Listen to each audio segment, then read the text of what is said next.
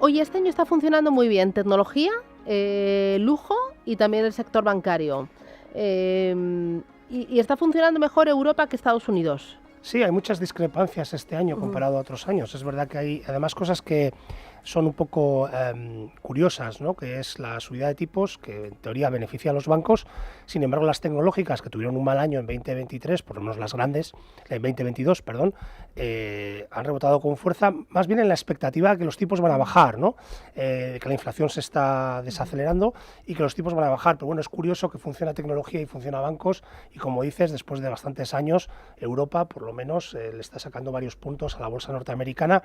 Yo no soy muy optimista en medio y largo No. plazo con Europa, me temo.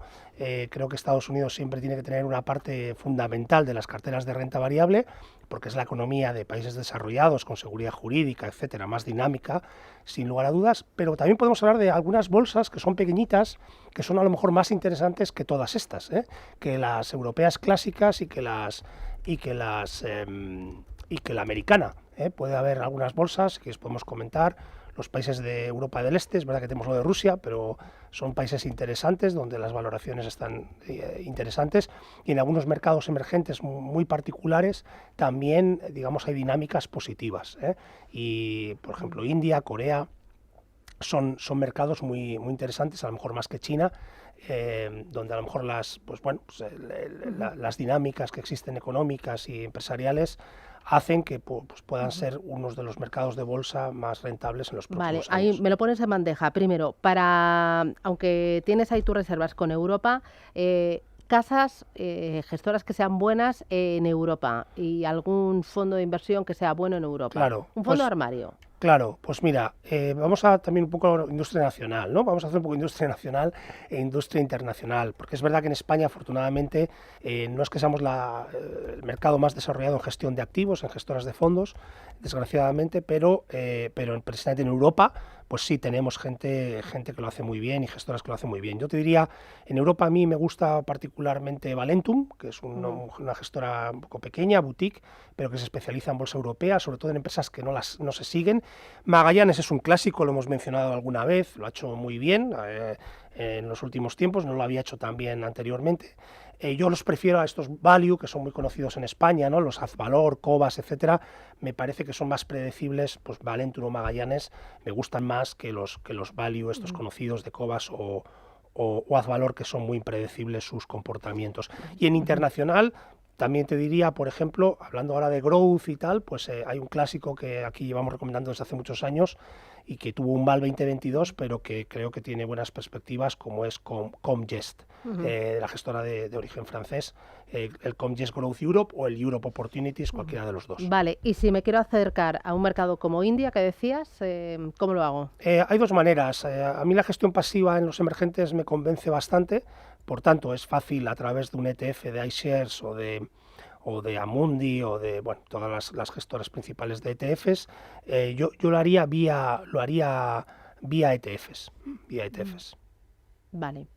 Y además de India, por esa zona me decías otros países. Sí, por ejemplo, Corea en valoraciones está interesante, está con Pérez del 10, 11. Es verdad que tiene la misma dinámica de Europa, de envejecimiento de la población, pero tiene unas empresas muy dinámicas, una economía muy dinámica, muy abierta. Y las valoraciones están interesantes ahora mismo en Corea. Está, pues, digamos, su precio-valor respecto a su propia historia y respecto a otros mercados es interesante, Corea.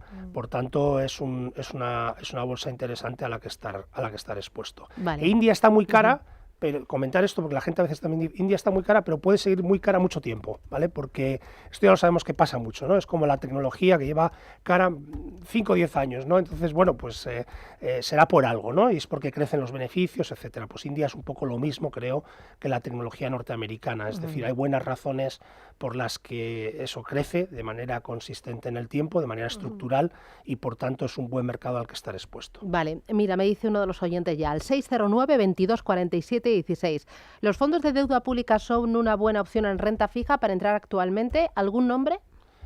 pues totalmente siguen siendo, no tan buena como hace unos meses, pero siguen siendo una muy buena opción. Aquí hemos mencionado mucho porque es un fondo traspasable y que se puede comprar prácticamente en cualquier entidad financiera, porque es una gestora americana muy grande, muy conocida, el de Franklin Templeton, el US Bond de Franklin Templeton. Eso es deuda pública norteamericana, tiene clase, cuidado, muy importante, clase euro cubierta, si no estamos expuestos al dólar, y ya ves lo que ha pasado con el dólar, se ha venido de 0,95 a 1,10, toda la rentabilidad que hubiéramos obtenido por los bonos lo habríamos perdido y más por el tipo de cambio. Por tanto, cuidado, euro cubierto, y tiene clase. También es otra de las ventajas de estas gestoras grandes internacionales, que suelen tener un montón de clases y por tanto tienen clase euro cubierta y de acumulación también. Importante, no paga los cupones. Ya sabemos que fiscalmente nos interesa que no nos den dividendos, porque hay que pagar un 25%, ¿no?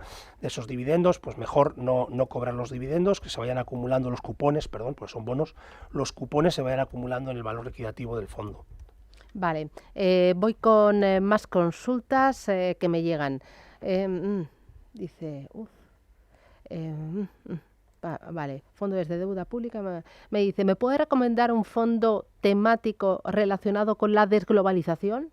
Bueno, es que, ¿sabes? Esta mañana hemos estado hablando en la tertulia de grandes temáticas de inversión para los próximos 10, 15 años. Y comentaban que estaba la desinflación, la descarbonización, la disrupción, la demografía y la desglobalización. Por ejemplo, yo creo que lo ha debido escuchar, para desglobalización, ¿hay alguna temática así? Sí, se pueden intentar cosas. Mira, y has tocado un tema también. Digo, ¿qué cosas más complicadas me preguntan? Estábamos hablando justamente de dónde se puede invertir en renta variable fuera de los grandes mercados, ¿no? Pues mira, hay uno que podría funcionar, te podría dar exposición a esa temática, y son las pequeñas compañías norteamericanas, ¿vale? Esto es interesante, las US Small Caps. Y las pequeñas compañías europeas también, ¿vale? Las pequeñas compañías europeas también. Y voy a dar un nombre para pequeñas compañías norteamericanas y pequeñas compañías europeas. ¿Por qué? Antes de dar los nombres, pues, ¿por qué te daría cierta exposición a desglobalización?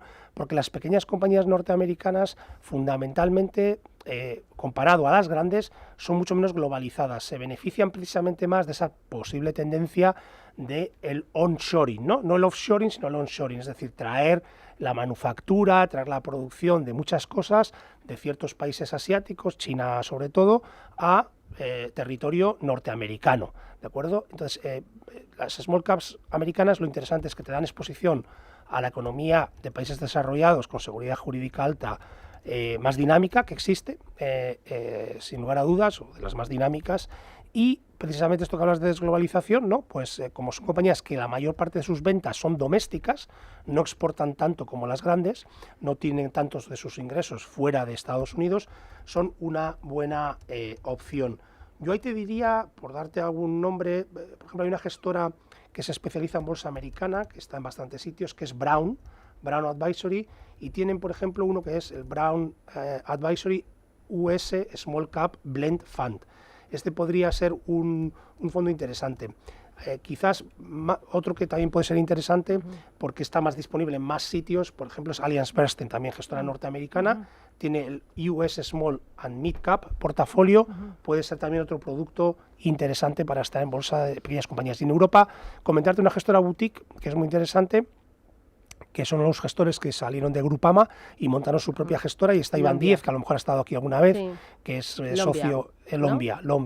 Lombia, por ejemplo, para estar en small caps europeas es una interesante opción. Además, te voy a decir por qué en este momento. Bueno, el año pasado lo hizo tan mal, exacto. Y esto de la reversión a la media lo hemos comentado muchas veces, Susana. Una técnica que recomiendo aquí a los oyentes, que funciona muy bien, es cuando una buena gestora tiene un muy mal año, y este es el caso de Lombia, que hizo un doble dígito por debajo del índice, suele ser muy interesante. No funciona siempre, pero funciona muchas veces.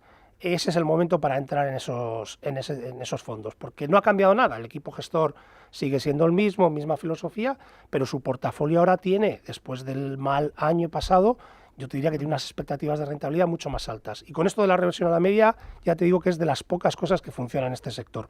Por tanto, Lombia es un buen momento para entrar en ese fondo en particular, y las small caps europeas, bueno, no tanto como las americanas, a mí me gustan más las small caps americanas, pero bueno, también es una buena opción las small caps europeas si están gestionadas por gestores de calidad, como es por ejemplo el caso de Lombia. Vale.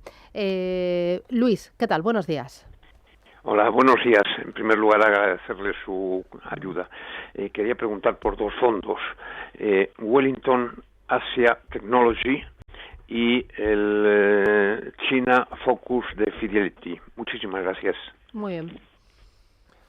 Muy bien, empiezo por el segundo, que es el más fácil, porque es un auténtico clásico de la bolsa china, con una gestora que sabe gestionar muy bien renta variable a nivel internacional y con mucho peso en emergentes. Me parece una buena opción para estar en China, ¿eh? O sea, en lugar de tener un fondo índice o un ETF, me parece una excelente opción para estar expuesto a la renta variable china. Yo no soy especialmente optimista, a pesar de que las valoraciones en China históricamente están bajas, pero bueno, se puede tener una exposición a China, por supuesto, y el Fidelity es un buen fondo. El Wellington Asia Technology, lo que le diría es que ya entramos un poco en los temáticos, ¿verdad? Y suena muy bien, tecnología en Asia, pero la verdad es que es poco predecible su comportamiento. Lo que es, o sea, que le puedo dar poca indicación de su rentabilidad proyectada, por ejemplo, en los próximos 5 años, cosa que en otros fondos de bolsa sí se lo podría dar. Lo que le diría es que Wellington, que es una gestora que relativamente ha aterrizado hace poco en España, es una buena gestora. Es una buena gestora en general y es una buena gestora de renta variable, o sea, no es tiene equipos dedicados, equipos locales en Asia, por tanto es una buena opción, pero el problema es la clase de activo. Tecnología en Asia, muy complicado saber su rentabilidad esperada a 5 años, por ejemplo, cosa que en Estados Unidos o en Europa es mucho más sencillo dar una rentabilidad proyectada a los inversores que va a ser más o menos aproximada a lo que probablemente se produzca, ¿no?, después de esos 5 o 10 años. Mira, hay mucha pregunta de renta fija, porque dice otro de los oyentes, por favor, algunas sugerencias de fondos en renta fija para entrar hoy. Mi perfil es moderado y horizonte corto-medio plazo. Dame 2 ideas. Sí, dentro de renta fija. A ver, uno, por ejemplo, si hay mucho renta fija, dejar gestionar una gestora buena de renta fija que te gestione ella la renta fija, ¿de acuerdo?